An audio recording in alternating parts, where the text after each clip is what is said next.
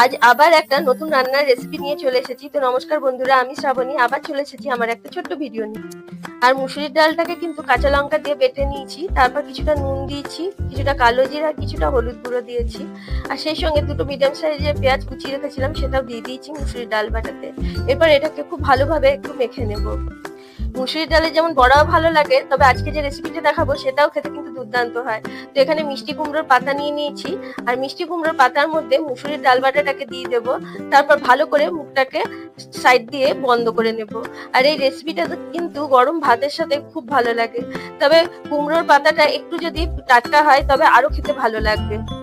আর এইভাবে একে একে মুসুরির ডাল বাটাতে মিষ্টি কুমড়োর পাতাগুলোকে ভরাট করে রেখে দিয়েছি। এরপর কিছুটা সাদা তেল নিয়ে এক এক করে সব পাতাগুলোকে তেলের মধ্যে দিয়ে দিব। আর গ্যাসের হিটটা কিন্তু লো টু মিডিয়াম রাখতে হবে।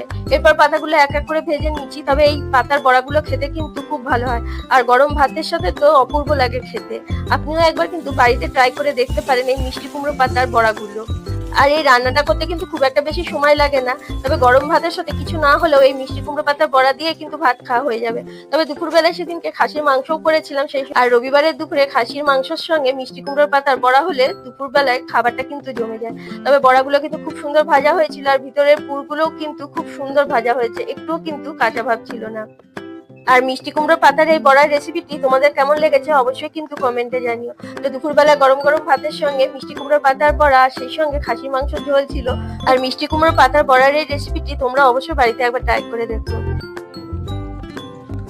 পাতুরিটা খেতে খুব ভালো হয়েছে, আর ভিতরে মুসুর ডাল বড়াটা আছে তো আরো ভালো লাগছে।